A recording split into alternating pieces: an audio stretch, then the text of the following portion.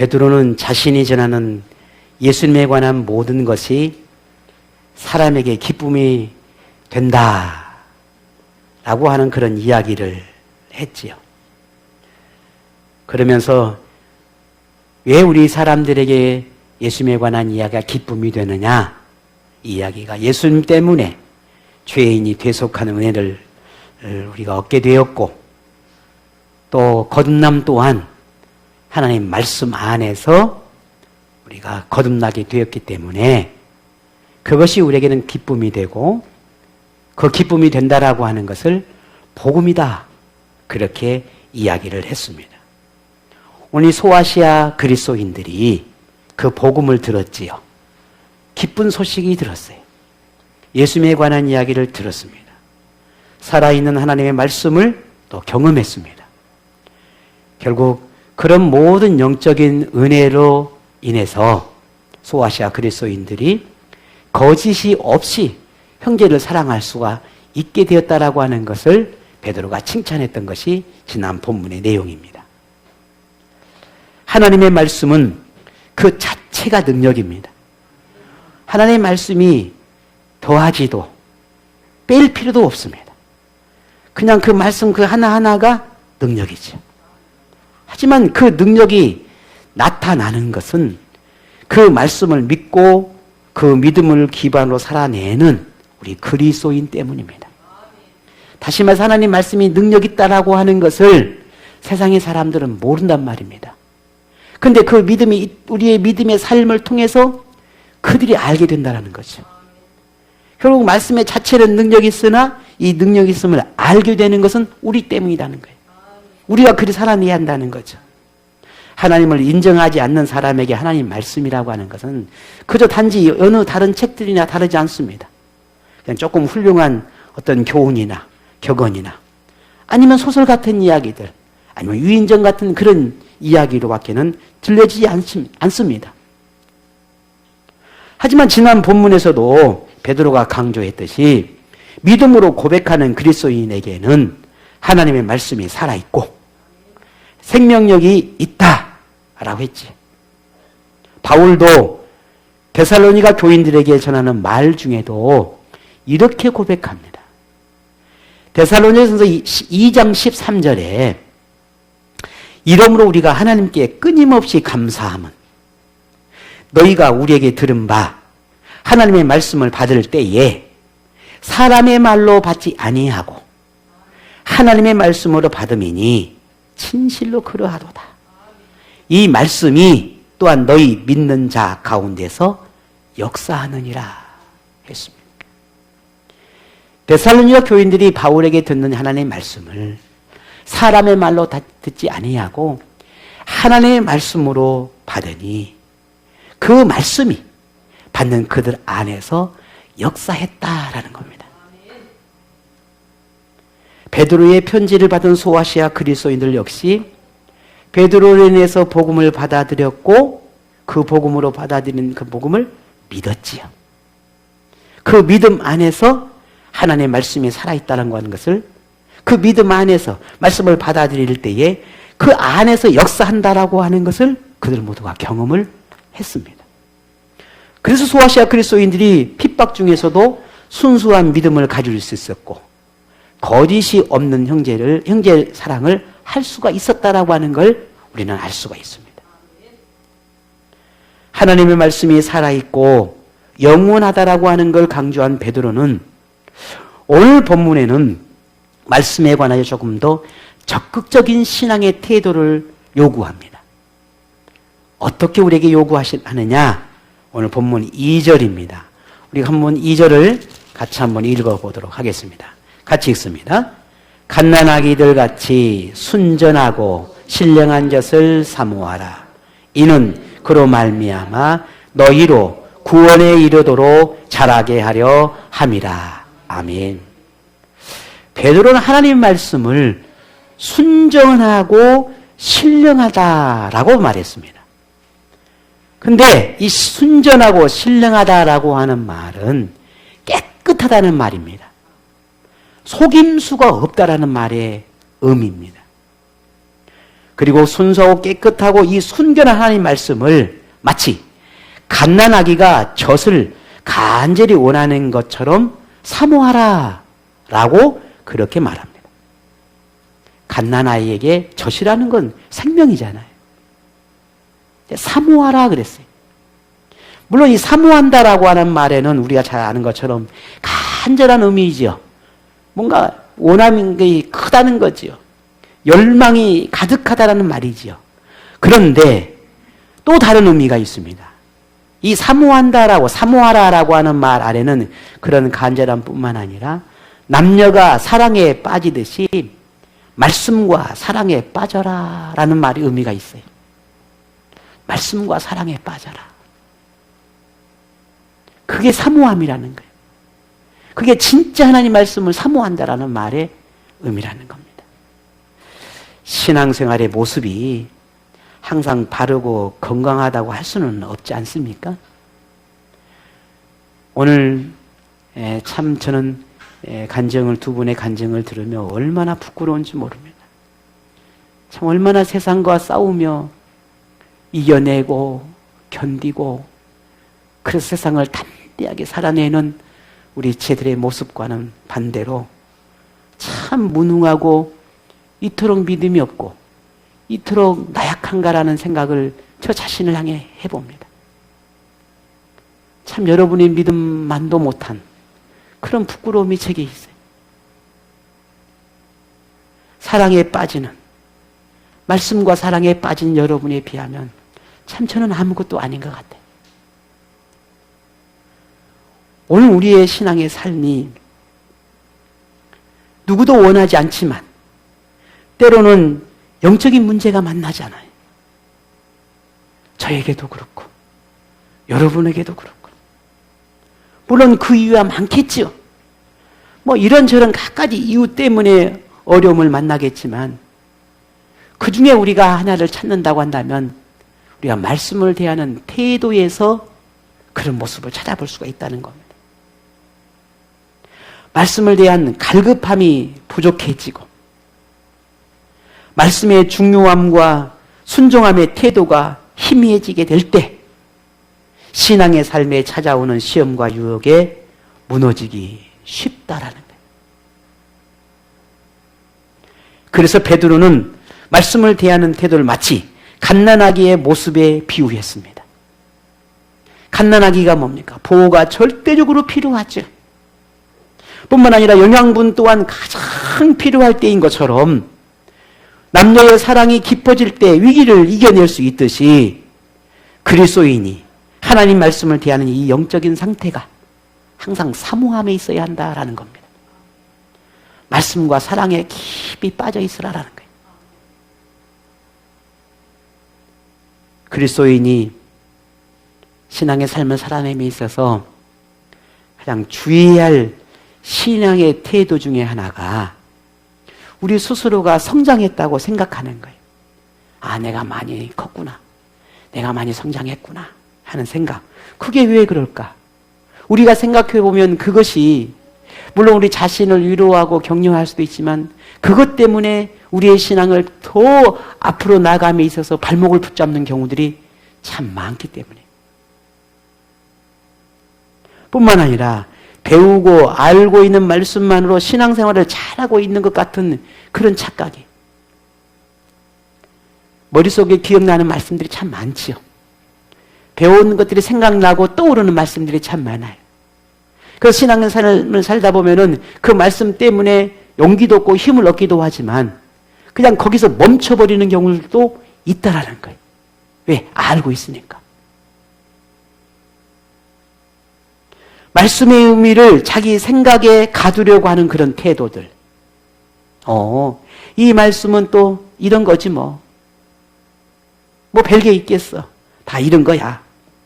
그렇게 하나님의 말씀에 무한한 능력들을 우리 스스로가 제한시켜버리는 거예요. 우리의 생각보다 우리가 그 어떤 꿈꾸는 것보다 더 강력한 하나님의 말씀이 있음에도 불구하고 내가 자꾸 제한시켜버려. 내 생각에 가둬버려. 이런 우리의 삶에 얼마나 위험한가라고 하는 거예요. 말씀을 듣고 알고 배우고자 하는 그런 갈망함들이 줄어드는 것에 우리는 참으로 주의해야 합니다. 이것을 극복하는 것은 바로 말씀을 대하는 우리의 태도가 항상 어때야 된다? 사모해야 한다라는 거예요. 그래서 예배를 사모하고 말씀을 사모하고 기회가 되는 대로 듣고 기회가 되는 대로 보고 읽고 묵상하는 그런 우리의 일상들이 삶들이 드러나야 한다라는 거예요.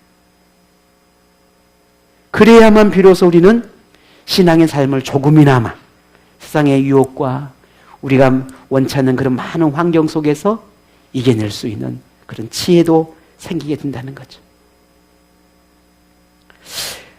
우리는 여기서 참 중요한 깨달음을 하나를 얻게 되는데, 말씀 안에 담긴 이 능력이 어떠하다라고 하는 것을 믿는 것은 객관적인 어떤 사실, 객관적인 어떤 증명되어진 그 어떤 것들이 필요하기도 하겠지만, 이보다 믿음에서 비롯된 개인적인 경험이나 깨달음이 얼마나 중요한가라는 거예요. 아, 이 말씀이 사실이구나라고 하는 거예요. 내가 깨달아야 한다는 거예요.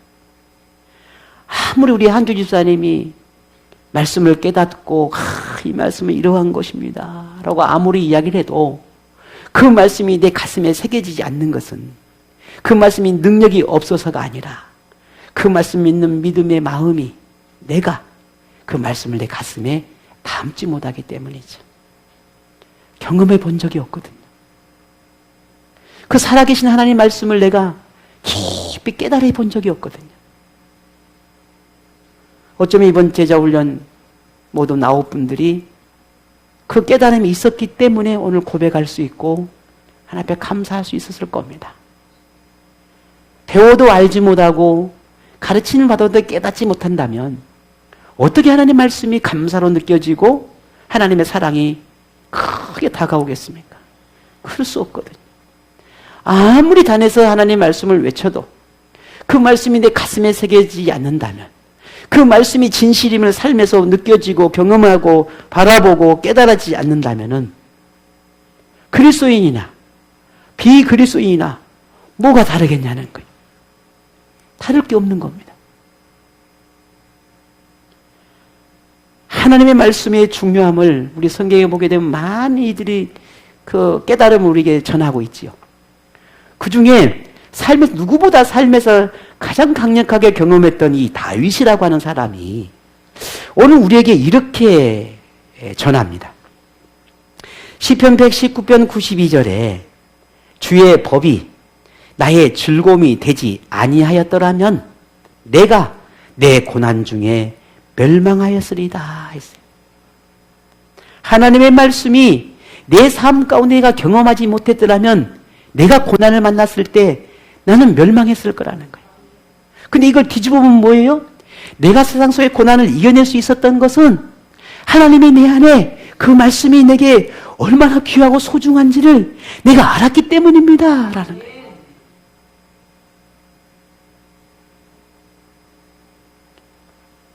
그 말씀이 내 삶에 얼마나 귀한지를 내가 늘 경험했기 때문에 내가 만나는 이 삶의 고난 속에서 내가 견딜 수 있었고 이겨낼 수 있었습니다 라고 고백하고 있는 겁니다.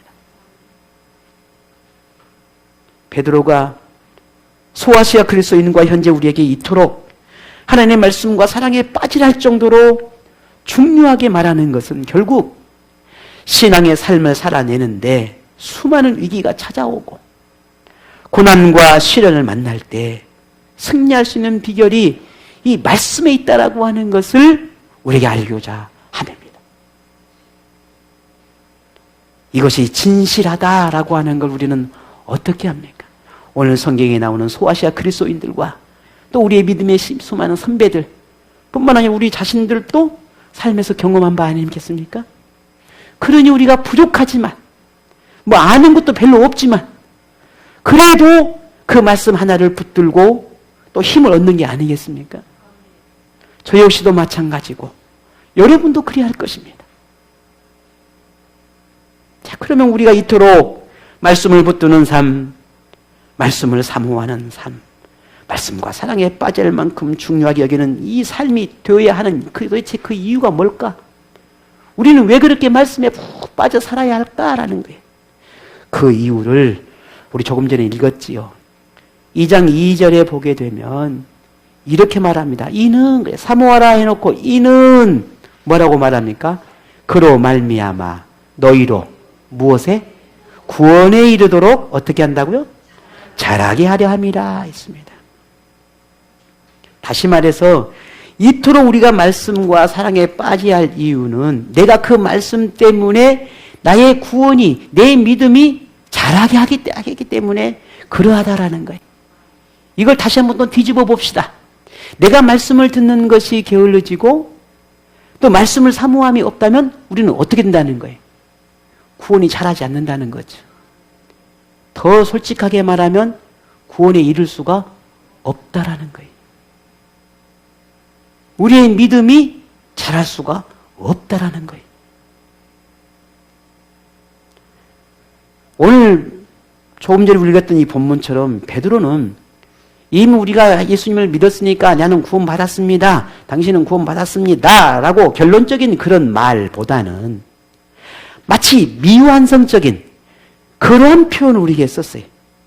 아기가 자라가듯이 구원도 완성되어 오는 그런 순간까지 자라가야 한다라고 하는 표현을 썼단 말입니다. 왜 그랬을까? 그것은 아기가 충분한 영양분을 공급받아야만 건강하게 자라가듯이 영적인 영양분이 이 하나님의 말씀을 우리 또한 충분히 먹어야만 신앙의 삶도 건강할 수 있고 구원을 완성할 수 있다는 것을 우리에게 말하고 싶어 하는 것입니다. 오늘 우리 한조 집사님이 가장 잘 알지 않을까 싶어요.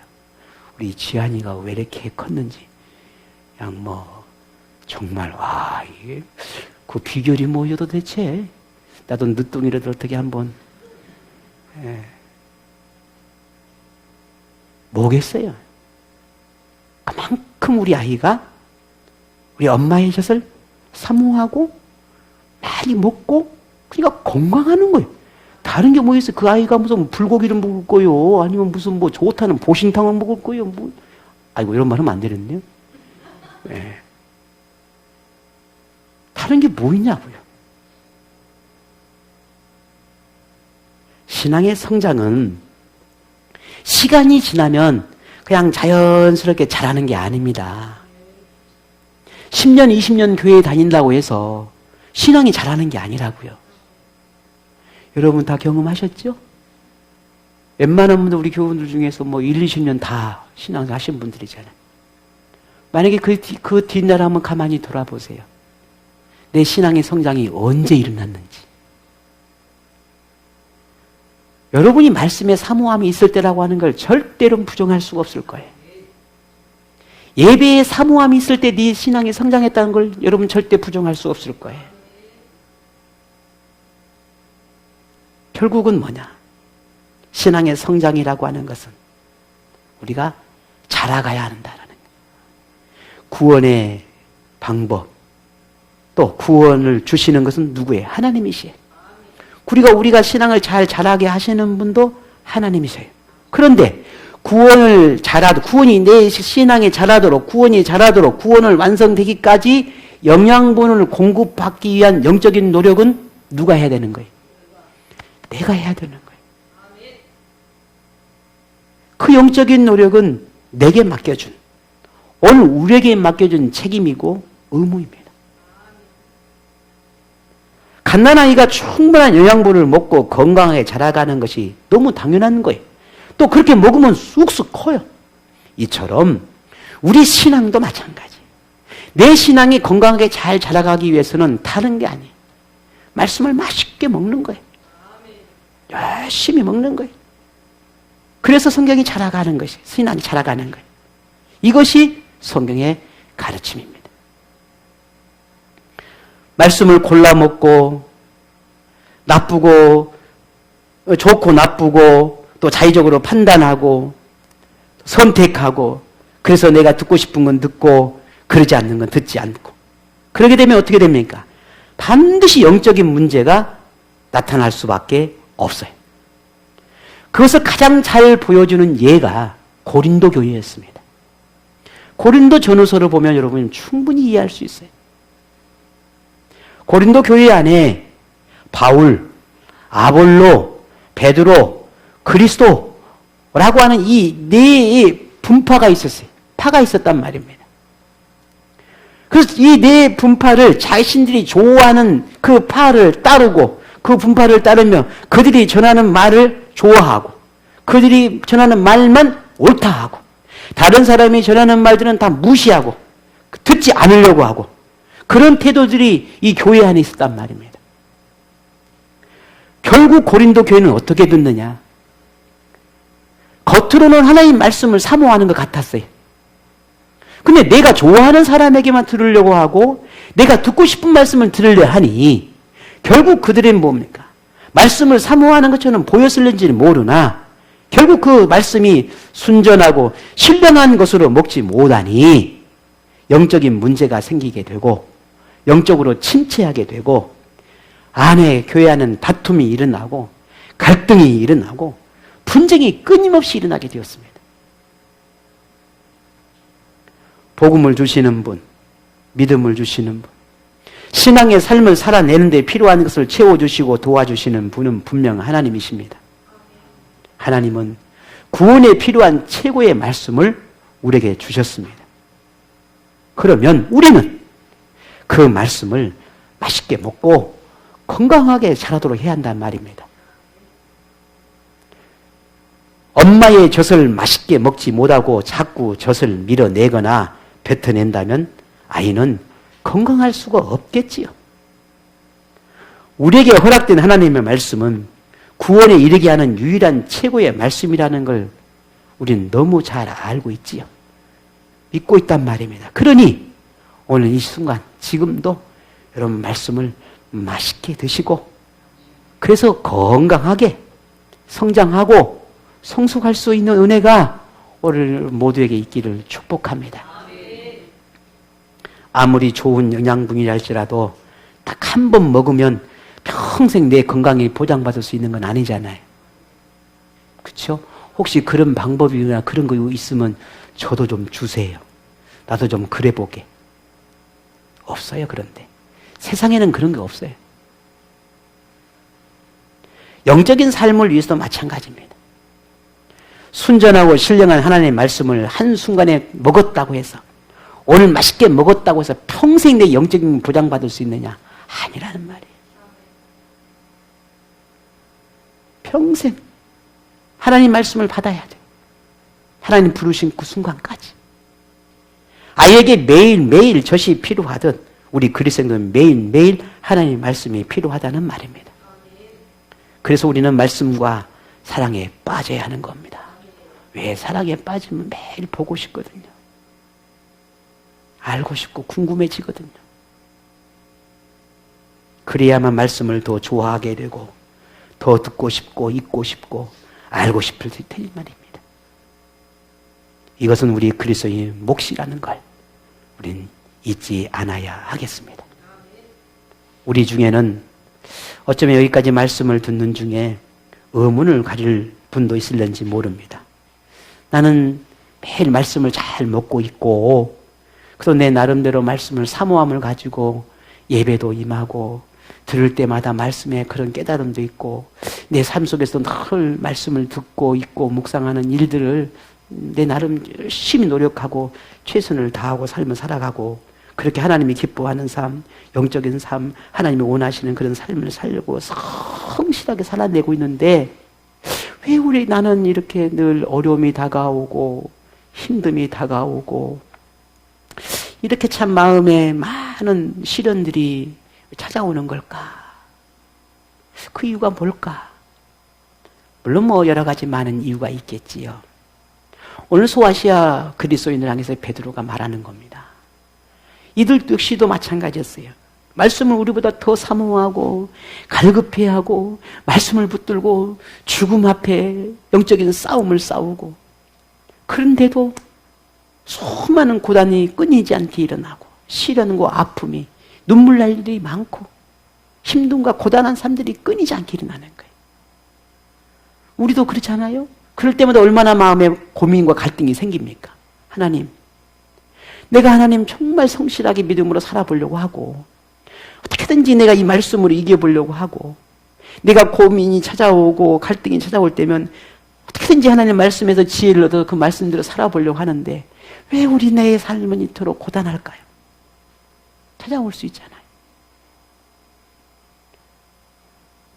그래서 베드로는 그토록 우리가 순전한 삶을 살고 믿음의 삶을 살아내고 싶지만 어쩌면 믿음이 부족해서기보다는 우리의 그 믿음을 흔들어 놓고 유혹하는 그런 회방하는 요소가 있다라고 우리가 말하고 있어요.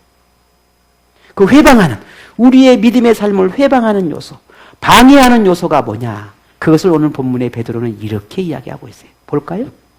1절입니다. 같이 봅시다. 1절. 그러므로 모든 악독과 모든 기만과 외식과 시기와 모든 비방하는 말을 버리고 아멘. 악독, 기만, 외식, 시기, 비방하는 말이 바로 우리의 영적인 삶을 방해하는 것이라는 겁니다. 악의적인 행동을 말하지요. 속이는 것을 말합니다. 위선적인 것을 말합니다. 시기하는 것을 말합니다. 험담하는 말을 말하는 겁니다. 이런 것들이 결국 순전하고 신령한 하나님의 말씀을 먹는 우리 그리스도인들에게는 독약이 된다는 거예요. 영적인 삶을 사는데 걸려 넘어지게 하고 무너지게 하는 것이라는 겁니다. 이것은 하나님의 말씀을 더럽힐 뿐 아니라 하나님의 말씀을 먹을지라도 우리가 하나님의 말씀을 늘 매일매일 먹을지라도 계속해서 우리의 영적인 것들을 긁어내고 상처나게 하고 아프게 하고 넘어지게 하고 흔들어 놓게 하고 방해하는 그런 요소, 그런 악이 오늘 이와 같은 것이다 하는 겁니다. 무엇보다 구원에 이르지 못하게 한다는 거예요. 그러니 베드로는 그 모든 걸 버리라고 강력하게 우리에게 권고하고 있습니다. 자, 그러면 그렇게 의도치 않게 불쑥불쑥 드러나는 악한 모습들, 하나님의 말씀을 사모하면서 여전히 연약하고 성장하지 못하는 안주하는 듯한 그런 신앙의 모습에 머물러 있으면 우리가 어떻게 해야 될까? 안 되지요. 저도 그러고 여러분도 어떻게 우리가 이겨내야 되지 않겠습니까? 벗어나야 되잖아요. 그럼 어떻게 해야 될까? 오늘 베드로가 갈 방법을 가르쳐 줬어요. 그 방법이 3절입니다. 네, 한번 다시 읽을까요? 3절입니다. 너희가 주의 인자하심을 맛보았으면 그리하라. 아멘. 하나님이 우리를 사랑한다는 걸 알고 있고 느꼈고 깨달았으니 그 사랑에 응답할 수 있어야 한다는 겁니다. 그 사랑에 응답하는 것. 내가 나를 하나님이 사랑하고 있다는 걸 알고 있으니 그 알고 있는 사랑에 우리가 응답하라라는 거예요. 그 응답한다라고 하는 것은 악을 버리는 것이고 주의 말씀을 사모하는 것입니다. 사람마다 정도야 조금씩 다를는지 모르겠지만 말씀 속에서 하나님의 사랑을 발견하고 또 일상에서도 하나님의 사랑을 느끼며 살고 있습니다. 여러분 그러시죠? 지난 한 주간 동안 여러분 말씀 또 하나님 주신 은혜 나름 다 느끼고 사셨잖아요. 말씀을 들을 때마다 깨닫는 것이 있고 결단하게 하는 마음의 감동도 있잖아요. 그럼에도 우리는 버려야 할 것을 버리지 못하고 사모해야 할 것을 미지근한 모습이 또 있습니다. 베드로는 우리에게 이렇게 말합니다. 너희가 주님의 사랑을 알고 있으니 하나님의 말씀과 사랑에 빠져라. 악을 버려라. 이것은 우리가 믿음의 세대를 살아가는 방법이고 하나님을 경외하는 삶을 평생 살아내는 유일한 비결입니다. 무엇보다 우리가 힘써야 할 것은 내가 뭘 버려야 할까? 내가 이것도 버려야 하겠고 저것도 버려야 하겠고 또 성경에 버리려 하니까 이것도 버려야 하겠고 버릴 것만 찾을 것이 아니라 사실 우리가 정말 진정으로 추구해야 될 것은 하나님의 사랑을 구하는 겁니다. 어떻게 하나님을 사랑할까를 찾는 게 더 중요하다는 거예요. 물론 버려야 할 것이 생각난다면 버려야 하겠죠. 그러나 버리려고 애쓰는 것도 중요하겠지만 더 중요한 것은 하나님을 나를 사랑한다는 것, 하나님이 나를 사랑하고 있다는 걸 그걸 알고 깨닫고 나는 그 사랑에 어떻게 사랑을 표현할까? 어떻게 사랑할 수 있을까? 그 사랑의 비결을 찾는 것이 더 중요하다라는 겁니다. 지금 우리가 힘써야 할 것이 바로 그렇게 하나님의 말씀과 하나님과 사랑에 빠지는 겁니다. 하나님의 사랑을 더 깊게 느껴보려고 노력하는 것입니다. 그게 오늘 저와 여러분이 해야 할 일이. 하나님의 사랑에 집중하면, 하나님의 그 은혜에 집중하면 내가 그토록 버려야 할 것들은 어느 순간에 자연스럽게 멀어지고 버려지게 될 거라는 겁니다. 그러니 우리가 진짜 중요하게 여겨야 할 것은 버릴 것을 찾는 것보다 하나님의 사랑 속에 거하는 겁니다. 하나님의 사랑 속에 머무는 겁니다. 사랑하는 우리 주님들, 하나님께 도움을 구합시다. 저도 요즘 정말 하나님께 많은 도움을 구합니다. 오늘 우리는 하나님의 도움을 구하며 살아야 합니다. 갓난 아이와 같은 오늘 우리잖아요. 하나님의 말씀을 먹어야만 비로소 온전해질 수 있음을 우리가 기억한다면 하나님과 깊은 사랑에 빠질 수 있도록 우리를 향한 하나님의 사랑에 감사하며 기쁨으로 응답의 삶을 살아내도록 매일 모든 순간 말씀에서 지혜를 얻고 말씀으로 성장해 갈 수 있도록, 그래서 구원에 이르는 복을 누릴 수 있도록 간구하기를 간절히 바랍니다. 오늘 저는 여러 가지 많은 제 삶의 변화와 또 하나님의 은혜 속에서 또 새로운 하나님 주시는 제게 주어진 이 사명을 감당하기 위해서 주시는 많은 지혜와 또 회복의 방법을 찾다가 하나님이 주신 지혜가 있어 요즘 베드로 전서를 필기를 하기 시작했습니다. 이것도 제가 또 하나의 새로운 삶의 환경을 만들어가는 게 아닐까 싶어서 베드로 전서 후서를 앞으로 강해를 해야 되는 부분이기도 하고, 그래서 좀 생활 속에 이런저런 많은 감정들이 생겨날 때면 이렇게 말씀을 필사를 이렇게 좀 해보고 있습니다. 그것도 또 하나의 방법이기도 하고, 또 하나님이 내게 주신 또 그런 또 깊은 깨달음이 아닐까 싶어서 그렇게 또 시작을 해보고 지금 하고 있습니다. 여러분도 한번 도전해 보시지요. 무슨 이유야 조금 저야 좀 다를 수는 있겠지만 하나님 우리를 얼마나 사랑하는지 우리는 잘 압니다. 그러니 오늘 저와 여러분이 오늘 말씀 속에 주시는 은혜, 말씀 속에 주시는 깨달음, 그 모든 것들을 결단하고자 할 때, 그렇게 결단한 여러분 모두에게 오늘 우리에게 하나님의 말씀과 사랑에 빠지는 그런 행복을 누리고 하나님의 사랑 속에서 기쁨이 가득하는 그런 삶이 여러분 모두에게 임하기를 축복합니다.